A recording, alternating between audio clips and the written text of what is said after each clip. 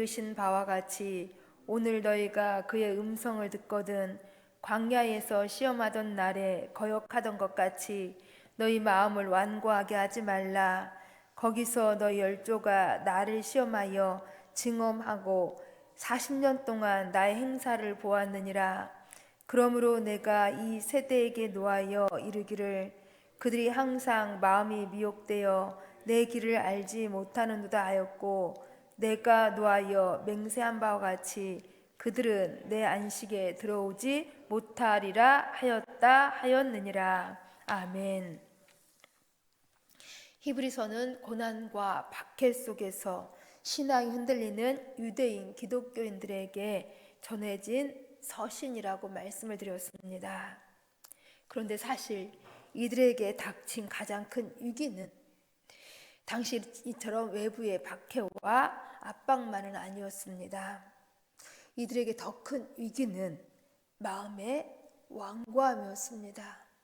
오늘 본문에서 이 사실을 지적해주고 있습니다. 본문 8절에서 시편 95편 7절 말씀을 인용하여서 너희 마음을 완고하게 하지 말라라고 말씀하고 계십니다. 또 그 뒤에 보시면 13절에도 너희 중에 누구든지 죄의 유혹으로 완고하게 되지 않도록 하라라고 말씀하십니다. 그리고 다시 한번 시편 95편 7절 말씀을 인용하여서 15절에도 너희 마음을 완고하게 하지 말라라고 말씀하십니다. 이처럼 하나님 앞에 하나님을 향하여서 마음을 완고하게 하지 말 것을 강조하십니다.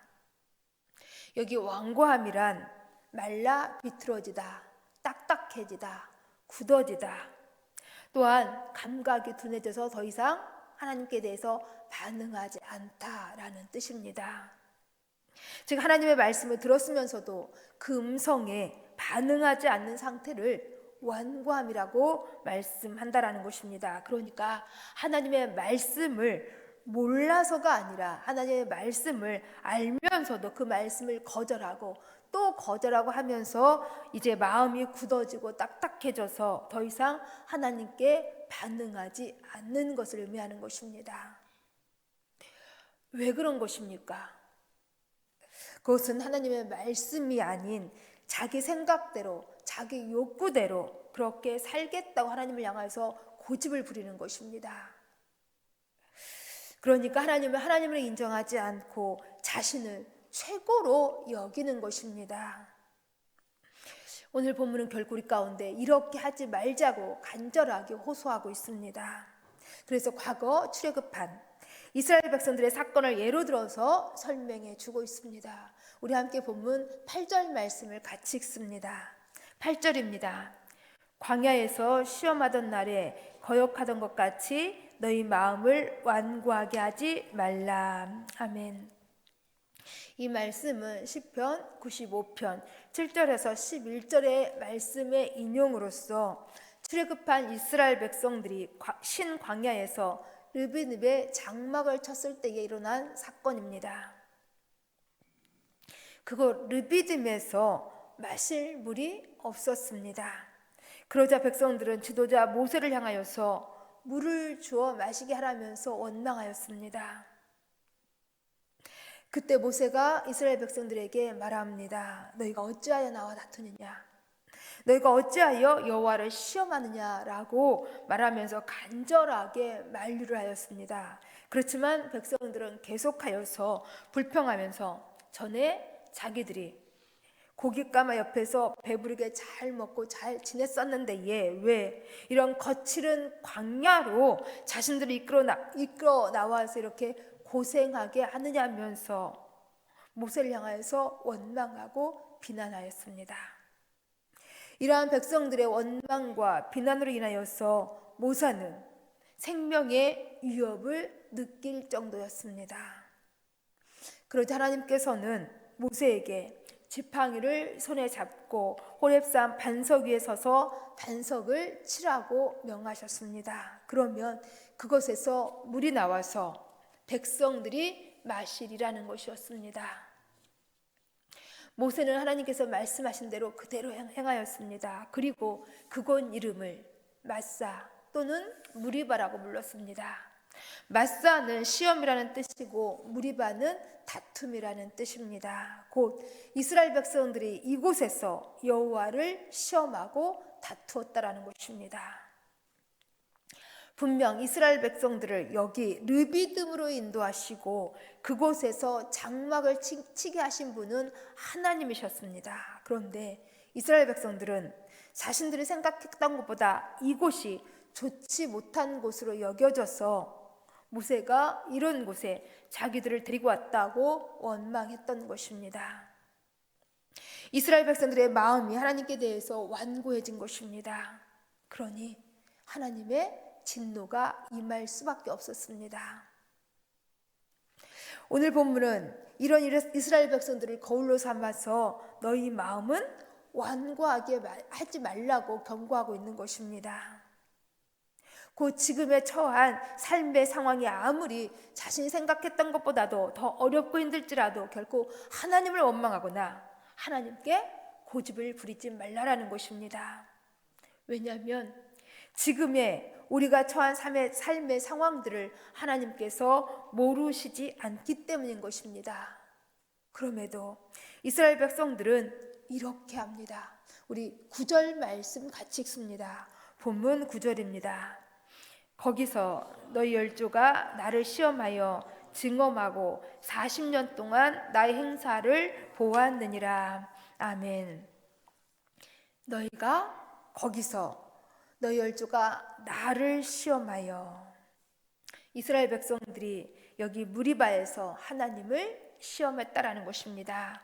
하나님께서 우리 가운데 계신가 안 계신가 시험했다라는 것입니다. 그래서 사실 이스라엘 백성들이 여기 무리바에서만 하나님을 향하여서 시험했던 것이 아닙니다. 민수기 14장 22절 말씀을 보시면 이스라엘 백성들이 하나님을 10번이나 시험하고 하나님께 불순종했다고 말씀해주고 있습니다. 10번이나. 여기 10번은 단순한 10번 숫자를 의미하지 않습니다. 여기 열은 만수, 가득한이라는 의미로 아주 많은을 뜻합니다. 그러니까 이스라엘 백성들이 아주 많이 끊임없이 하나님을 원망하고 하나님을 시험했다라는 것입니다. 우리 한번 생각해 보시기 바랍니다. 이스라엘 백성들 애굽에서 어떻게 나올 수 있었습니까? 여기 이스라엘 백성들 홍해를 어떻게 건널 수 있었습니까? 여기 이스라엘 백성들 광야 40년 동안 어떻게 의식주를 해결할 수 있었습니까? 모두 하나님의 은혜가 아닌 것이 결코 하나도 없었습니다. 그럼에도 이스라엘 백성들은 하나님께서 인도하신 곳이 이곳이 자기 생각과 자기 욕망과 다르다는 이유로 하나님께 감사하지 못하고 하나님께 원망하며 하나님을 시험했던 것입니다. 그러니 그 결과가 어떻게 되었겠습니까? 우리 본문 10절 11절 말씀은 설명해 주고 있습니다. 함께 10절 11절 말씀 같이 읽습니다. 그러므로 내가 이 세대에게 노하여 이르기를 그들이 항상 마음이 미혹되어 내 길을 알지 못하는 듯 하였고 내가 노하여 맹세한 바 같이 그들은 내 안식에 들어오지 못하리라 하였느니라. 아멘. 내가 노하여 그들은 내 안식에 들어오지 못하리라 하였느니라. 이스라엘은 하나님의 진노 속에서 여호사와 갈렙만을 제외하고는 모두가 다 가나안 땅에 들어오지 못하고 출애굽한 1세대들은 광야에서 다 죽고 말았습니다. 여기 출애굽한 1세대들은 모두 여호사와 갈렙만을 제외하고는 하나님께서 그리도 인도하고 싶으셨던 가나안 땅에 들어가지 못했다라는 것입니다. 결코 우리는 이러한 일이 벌어지지 말도록 하자고 호소하고 있는 것입니다. 우리는 이러한 출애굽한 이스라엘 백성들의 역사를 반면교사 삼고 하나님께 대하여서 마음을 완고하게 하지 말자고 경고하고 있는 것입니다. 우리는 결코 이러한 과거 역사를 거울로 삼아서 우리가 어떤 상황 속에서도 흔들리지 말고 예수 그리스도만을 부여잡고 하나님의 음성에 민감하게 반응하자라는 것입니다. 결코 하나님께 대하여는 믿음으로 반응하자라는 것입니다. 어떻게 우리가 하나님 앞에 믿음으로 반응해야 하는 것입니까? 이사야 95장 6절이 말씀하고 있습니다. 오라, 우리가 굽혀 경배하며 우리를 지으신 여호와 앞에 무릎을 꿇자. 우리가 하나님 앞에서 해야 할 일은 바로 이것. 결코 마음을 완고하게 하지 말고 하나님께는 경배하며 감사함으로 하나님께 무릎을 꿇어야 한다는 것입니다. 왜냐하면 그 다음에서 이렇게 설명해 주고 있습니다. 95편 7절 말씀 읽어드립니다. 그는 우리의 하나님이시여 우리는 그가 기르시는 백성이며 그의 손이 돌보시는 양이기 때문이라. 그렇습니다. 하나님께서는 우리의 하나님으로 또 우리는 그의 기르시는 백성으로 하나님께서 하나님의 손이 돌보시는 양이 바로 우리이기 때문인 것입니다. 그러니 이러한 하나님의 돌보시는 손을 항상 의지하고 믿으면서 하나님 앞에 꿇어 경배하며 하나님 앞에 엎드리며 감사로 나오자라는 것입니다. 당시 유대인 기독교인들 로마와 동족의 박해를 받는 상황 속에서 이들이 살아내야 했던 그 삶의 상황들은, 이들이 살아야 했던 그 삶의 터전들은 매우 척박했습니다. 매우 어렵고 힘들었다라는 것입니다. 사실 우리도 지금 처한 상황이 이렇게 크게 다르지 않을 수가 있습니다. 우리도 힘들고 어려운 삶의 상황 속에서 많이 삶이 곰핍하다고 여겨질 수가 있습니다. 그러나 그럼에도 우리에게 소망이 있는 것은, 그럼에도 우리가 하나님을 향하여서 감사로 엎드려 하나님께 경배할 수 있는 것은, 이처럼 광야에서 이스라엘 백성들을 구름기둥과 불기둥으로 보호하시고 또한 인도하신 그 하나님께서 또 지금 우리와도 여전히 함께 하시면서 우리를 기르시고 우리를 돌보시기 때문인 것입니다. 우리 이 하나님을 향하여서 오늘 이 하나님의 믿음으로 고백하면서 영과 진리로 하나님을 향하여서 굽혀 예배하는 거룩한 주일이 되실 수 있기를 간절히 소망합니다. 우리 함께 기도하시겠습니다. 참 좋으신 아버지 하나님, 하나님께서는 날마다 우리 가운데 경배와 찬양을 받으시기에 합당하신 하나님이십니다.